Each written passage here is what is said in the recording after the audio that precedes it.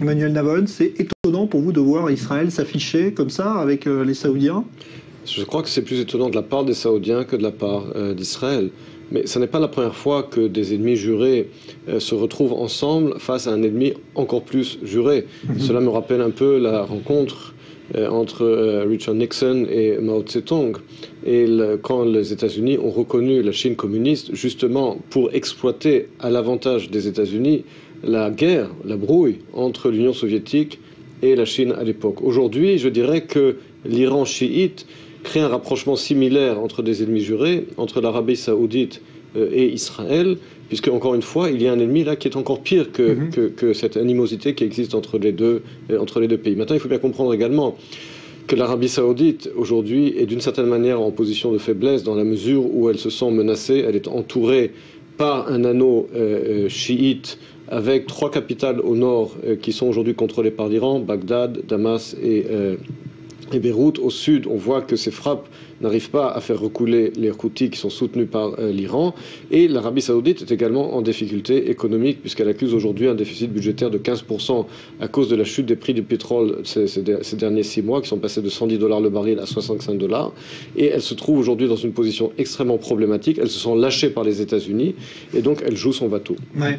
Alors, Jean-Charles, ce n'est pas la première fois que Israéliens et Saoudiens se rencontrent. Il y a depuis des années sur la question iranienne. C'était secret jusqu'à présent. Hein. C'était secret. Ou en tout cas jamais confirmé officiellement. Oui, tout à fait. Mais le fait que les Saoudiens ont accepté de rendre ce genre de rencontre publique, ça montre qu'il y a un changement dans la vision du roi actuel, le roi Salman. Et les priorités de l'Arabie saoudite, c'est de faire face à l'Iran, surtout au moment où les Iraniens, par le biais des Houthis, sont en train de bombarder le territoire saoudien. Depuis des semaines, les Houthis n'hésitent pas à tirer des roquettes vers le territoire iranien. Sur nous, ça aura un autre effet, et c'est dans la question syrienne. Israël, ici, avec cette rencontre, dit « Moi, je suis dans ce bloc de la Turquie et de l'Arabie saoudite face au régime syrien », et ça vient au moment où Israël essaye de dire l'armée israélienne ou Israël n'est pas directement impliquée dans la crise syrienne. Quand on parle des Saoudiens, on ne peut pas parler de l'Iran à part. C'est tout le bloc des questions qui ennuient les Iraniens, c'est le nucléaire qui ennuie les Saoudiens, pardon, c'est le nucléaire iranien, mais c'est aussi la question syrienne. Ouais, c'est pour ça d'ailleurs que c'est la menace iranienne qui est évoquée, pas seulement le dossier nucléaire ce soir. On a vu la photo tout à l'heure, on va peut-être vous la remontrer parce qu'elle est étonnante. On a reconnu, en tout cas pour les Israéliens, Doregold, qui est à droite, donc, qui vient d'être nommé, c'est pas rien, Emmanuel Navon, qui est le nouveau, on va dire, numéro 2, en tout cas, du ministère des Affaires étrangères israélien. Et à sa gauche, c'est le Saoudien Anwar Ashki, qui est un ancien général saoudien. Ce sont des personnalités de haut rang. Oui, mais ils se connaissaient déjà par leurs think tanks respectifs, puisque Doregold est également à la tête du Jerusalem Center for Public Affairs, qui fait également qui a beaucoup de contacts avec les think tanks à travers le monde.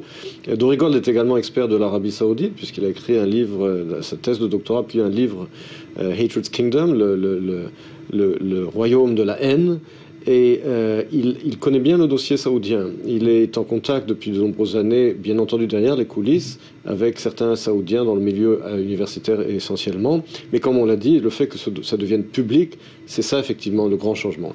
Alors. Et en Arabie saoudite, comme ce genre de rencontre, on ne pourra pas entendre demain que c'était sans l'accord du roi ou sans l'accord du palais. Ça ne se passe pas de cette manière en Arabie saoudite. Si jamais il y a des Saoudiens qui rencontrent avec des Israéliens et qui acceptent de rendre public leur rencontre, ça c'est avec l'accord du roi, c'est avec l'accord du palais. Et c'est un message envoyé ce soir par l'Arabie saoudite au monde arabe et à tout le monde. On joue plus au discret avec les Israéliens. Nous et les Israéliens, on est alliés, on fait face à un même ennemi, on fait face à une même menace. Mais il y aura un prix, Jean-Charles, peut-être Emmanuel Navon ne sera pas d'accord. Si jamais cet axe, les Israéliens voudront le développer, la question palestinienne sera mise sur la table. Et ce n'est pas par hasard que Benjamin Netanyahou, qui en 2003-2004 a rejeté l'initiative saoudienne, il y a 2 semaines, et il a découvert qu'il y a des éléments positifs dans l'initiative de l'ancien roi Abdallah, le roi de l'Arabie Saoudite.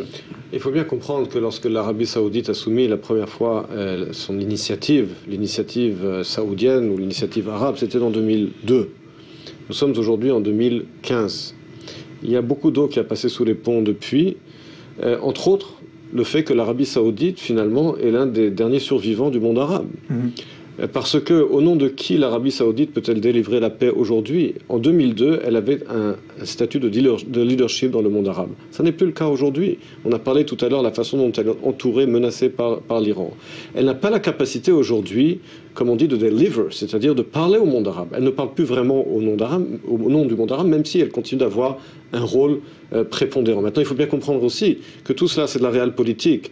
Le dossier palestinien n'intéresse pas les Saoudiens, comme vous le savez très bien. Et bien entendu, pour des raisons de relations publiques, ils doivent montrer au monde arabe, comme l'avait fait l'Égypte à l'époque avec Sadat, que ce dossier les intéresse. Et en ce qui concerne Israël, pour Israël, c'est la bonne occasion justement parce que l'Arabie Saoudite est aujourd'hui sur la défensive, de dire, écoutez, on peut parler de certains éléments de cette offre que vous aviez fait il y a 13 ans, mais voyons exactement les détails, voyons exactement qu'est-ce que vous pouvez nous offrir. Et je pense que la stratégie est de la part d'Israël. Il faut au contraire prendre l'Arabie Saoudite au mot. Lorsqu'elle parle dans la proposition, dans son initiative de 2002, d'une solution juste au problème des réfugiés. Qu'est-ce que ça veut dire? C'est avec le droit au retour ou c'est sans le droit au retour? Donc parlons concrètement. Mais je pense que le fait que stratégiquement l'Arabie Saoudite soit moins en position de force, beaucoup moins en position de force en 2015 que quand elle avait soumis la première fois cette proposition en 2002, c'est un avantage pour Israël, sans aucun doute. Alors voyons également comment l'Iran, justement, peut se positionner.